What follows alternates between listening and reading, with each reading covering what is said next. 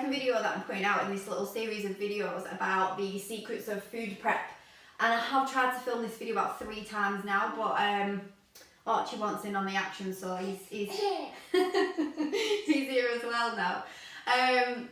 So I'm just gonna, I'm just gonna run through my 5 go-to products that are, for me and a lot of people, are essential for keeping yourself on track and for prepping your food for the week.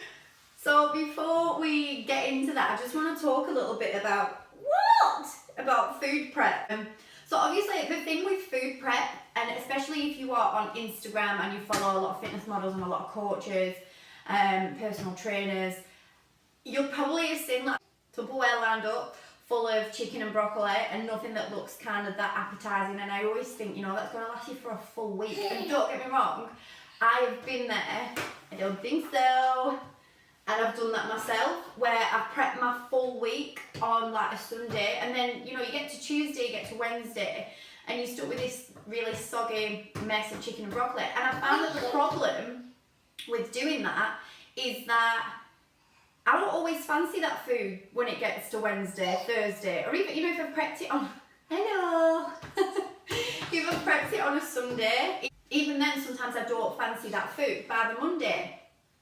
And then for a lot of people, that is what's kind of kicking them off track. So in terms of the soggy chicken and broccoli situation, I'm not down for that. And that is what this video is about. So these are just easy ways and like little hacks that you can still keep your food appetizing without thinking that you have to eat that kind of food. You know, you don't necessarily have to kind of, put everything out on a Sunday and then you're eating soggy chicken. Are you dancing? Soggy chicken and broccoli. Mwah. For the rest of the week. So, first things first. Now, so number 1 is the hydration situation. So, a lot of people that I get coming in, they're really unaware of how much water they're drinking. Even the ones that do think they drink a lot are probably not drinking half as much as what they imagine that they are. And it is really, really hard to gauge. So, what I suggest is getting a big bottle of water and carrying that around with you. And I know it's not always convenient, but what I do is I have a big bottle of Evian. I'll carry that around throughout the day, and that gives me a really good gauge. I think this is 2 litres. Is it really? Yeah, it is 2 litres. And I'll carry around with me throughout the day. So I try and drink a full one of them by the end of the day. So some people like to drink like the little bottles of water, like 250ml, which again is fine, but I lose track. So if I don't have one of these with me, then I really struggle to kind of gauge what I'm doing. Now, I know this is really big, and you might not be able to fit it in your handbag or whatever it is that you take to work with you, but I just carry it around with me, and this is something that's worked really well for a lot of my clients, because hydration is key. You need to be drinking your water, guys. Now, number 2 is and this is something that I absolutely swear by, is my microwave rice by Uncle Ben's. And the reason that I use this is because it is super quick and super easy. Now, I don't want to get into a debate of, yeah, but why not just cook something that's not out of the packet and it's not processed? And yeah, that is great and that's fine and it's an amazing argument. However, have you ever tried to cook rice? Because I'm shit at it, and so are a lot of people that I've come across. There is no point in me trying to cook rice from scratch, because by the time I've made it, it takes forever and it doesn't taste very nice, and I would rather have the convenience of having this. And that's something that you've got to remember as well, because I see a lot of people saying, yeah, but why not cook it from fresh? It's so much better fresh. You shouldn't have additive, you shouldn't have... And I'm not a massive advocate of processed foods. I try and stay as chemical free as I possibly can, and that's with my food, with my cleaning products, but I don't push that on anybody else. You know, if that's not your thing and you'd rather just eat as well as you possibly can, you know, there are worse things that you can be eating. And the only thing that I've found with a lot of people is that it hinders the progress because they can't be arsed doing it. So prep, for me and for a lot of people, is just making it as easy and stress-free as possible. That's what it's about. That is why I love this microwave rice. And what I do, which is something that I'm going to show you in video 3, is if you are marinating some meat, which is something that I do a lot of, you're using your big veggie pot that I showed you in video 1, you can just bang this in. So you get in from work, you chuck your chicken on, even if you might have pre-cooked your chicken, chuck that on, chuck that in the microwave. You're literally done and dusted in less than 5 minutes. Winner! So number 3, this is one of my favourites. And this is a real saving grace for a lot of my clients who have a sweet tooth. Yes, it is, indeed. And that is a Options hot chocolate. Now you can get, I think there's a Cadbury's one as well, that they do a 40 calorie one too. In an ideal world, you wouldn't even have a sweet tooth. So you'd breeze your way through your day, you'd be eating organic everything, and everything would be swimming. However, that is not the case. So if you do find yourself getting a real sweet tooth in the evening, this is something that works really, really well to curb that, because you feel like you're having a little bit of a treat. And there's only, I think it's 38, 39, 40 calories in it. And in the grand scheme of things, if you're going to chomp your way through a full packet of Hobnobs, or you're going to have one of these, you know, which is the better option, you've just got to weigh that up. Number 4. Now, I do kind of sound like I'm a bit anti-Tupperware. What's that? What's that thing? But I'm not, you know, we need to, you need to take your dinner to work, I understand that. It is a good idea to invest in some decent quality Tupperware. So rather than just your generic kind of Tupperware that everything gets chucked together and all your food ends up everywhere all over one another. So these are some of the Tupperware that I've got now. I'm really lucky in that I have a client who brings in Tupperware. And she actually brought me these in. So she's brought me loads of things. I can't remember what else she's, I think like some Love Heart, like rubber bun cases and some other stuff. So, but they are absolutely amazing, and I wouldn't hesitate to go and buy these either.